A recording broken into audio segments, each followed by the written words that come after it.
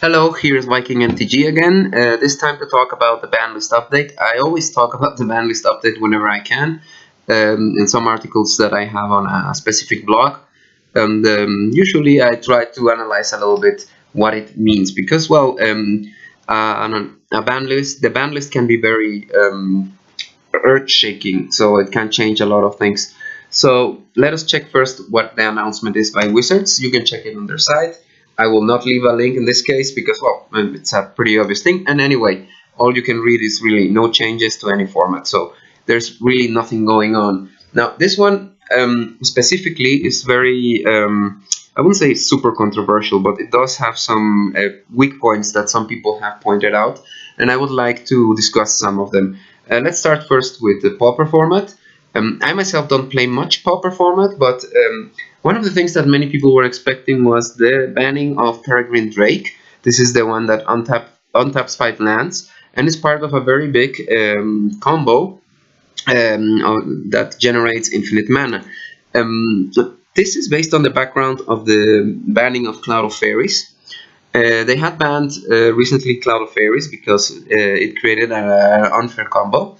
And then suddenly in Eternal Masters, as we see on this card, it was put in common, so now we had another way to do it. Now it is slower, yes, I do agree on that. But anyway, as far as I've understood from people talking about it, it has been dominating the Pauper format a lot. Now Wizards has not banned it yet, even though some of the employees have accepted that this has been a very big mistake, which leaves many people asking themselves if they're really keeping up these formats or they're just there lying around. And well, they are fun formats, so they don't have to care very much. I myself am very partial to that, although if it's true that it has been dominating Pauper, well, please eliminate it. No, this is something very important to keep a wide range of decks. Anyway, this one, the controversy, I can understand it a lot, even though I like these kind of decks, but still they shouldn't be over dominant like the Peregrine Drake decks are at the moment. Let's hope that for the next one they will finally ban it, because yeah, they should have. I mean, I don't understand why they haven't done that, but let's see how they react to it in the future. Now the next ban list is anyway in January, so we'll have to wait 4 months until that. Okay, the next one is Legacy, which is pretty controversial since months. Again, I don't play much Legacy. I only have one deck and a very cheap one on top of that too. It's not completed, but still, now Sensei's Divining Top has been this very big discussion about the card being banned. Mostly due to it being very unfair. It helps decks like Miracles to order the decks, but it also makes the format a little bit slower, because if you play with a Miracles deck, well, you will have to wait a lot of minutes until all these Sensei's Divining Top triggers resolve, and they happen during the game constantly. Now, many people have been saying that the decks that include this card, mainly Miracles, are very dominant, but from what I've heard, it's not so much like that, no? I have heard and read about a lot of Legacy games in which you had a pretty diverse top 8, but then sometimes you have these top 8s where you only have Miracles in the top 8 technically. So anyway, this has been a discussion for years now, and many people are calling for this banning constantly, but there's where the community is a little bit split, because some guys who play a lot of Legacy usually say it's not a big problem as long as you learn how to play with this specific card, which is very difficult to use. Should they ban it? I'm not very sure about that, but I don't think it should be banned, because from top 8s I've been hearing, there are not that many copies of the deck, and I don't think it's really dominating. I mean, one of the decks always has to be the best, and Miracles, yeah, will be the best, no?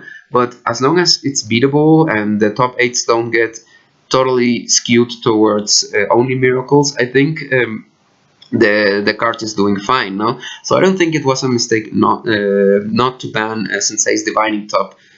I do agree that maybe it should be there for a little bit longer. Maybe, I mean, Legacy per se is a very powerful format, so I don't see a problem with that. The only problem I would see is maybe for tournaments that take a lot longer and you have more games at a draw just because someone was playing Sensei's The Binding Top. But I've also heard that once you know how to use it, it doesn't take that long. So, well, we shall see how they will react to this card in the future, but I don't see that there is too much a problem of it. Yes, there is, but not too much.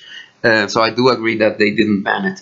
Now, the biggest discussion that I've heard, and this is the format I play, is Modern. Now, Modern has a lot of cards, and at the moment it's one of the most diverse formats that we have at the moment. We have 25 different decks that enter regularly into top 8s. Not counting that sometimes one of these outlier decks get into the top 8 with no problem. I mean, the most recent one was a 8-rack deck, which quite surprised me, because 8-rack, I played with it, is not that good. But the version I saw was very beautiful, and I think it is a wonder that it didn't make it to the top 8. Anyway, many people have been asking for Viking MtG to be banned. And Simian Spirit Guide. This is mostly based on the idea that Modern has too many fast mana spells. No, with this I refer spells that reduce mana in a significant way. For example, we have the Phyrexian mana discussion, because many people want to ban all the Phyrexian mana cards and all the Delve cards at the same time. I don't think that's necessary. I mean, this is part of Modern, and yes, it has allowed a lot of quick decks, a lot of especially aggro decks, to dominate the format. But I do think that even though they are unfair and you can play with colors that you shouldn't have in your deck, these cards are just part of the format, and I have been able to play around them constantly. It's not like they are destroying really Modern. Other people say, well, it has become a 3.5 turn format. Yes, that may be true, but still, it's not like we have only these decks up front. I mean, still Affinity is making numbers, Delvers well, Delver uses those, but many other decks have been making have been part of the format, and I don't think it's necessary to eliminate them. I could see a case for becoming immense, because, well, +6/+6 for 1 mana is pretty tough, especially if you play with Infect, or as this newest deck, the Dead Shadow Su, has been doing now. I've played against the Dead Shadow Su mainly because a friend of mine has picked up the deck, and yeah, it's pretty strong, but still something that you can play around. I mean, I've been able to beat that guy with Dredge and with Affinity and everything, so it's not like it's dominating really the format, it's just about learning how to play. Especially all these little lines that you have to follow to be able to beat the deck, no?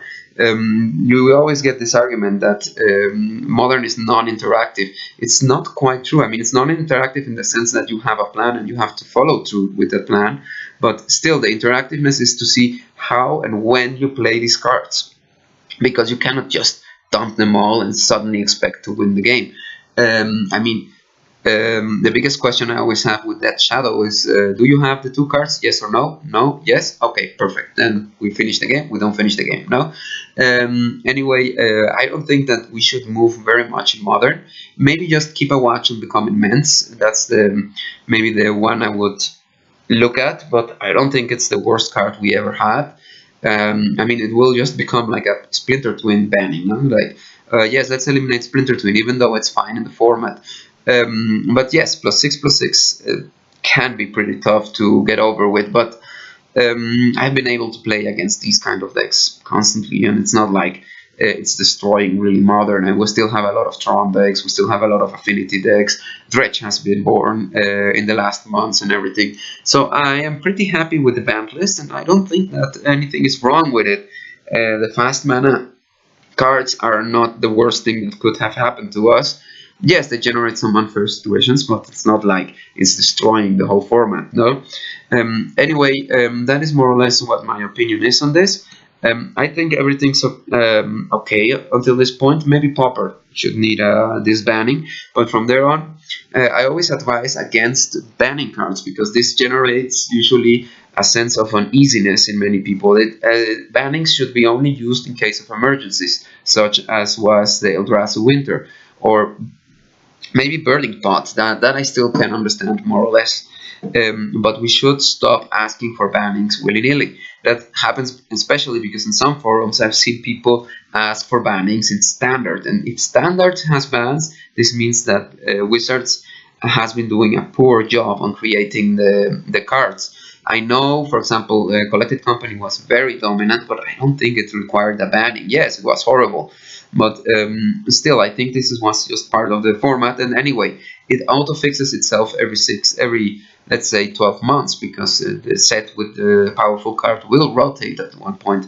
So I don't think it should be done. I mean, I understand when it happened with Jace the Mind Sculptor and Batterskull and Stoneforge Mystic, but this was a special moment, a special occasion that even tournament attendance was falling heavily. So yeah, I think everything's okay. We shouldn't move anything at the moment. Just keep watch out for these specific cards I've been mentioning here and there.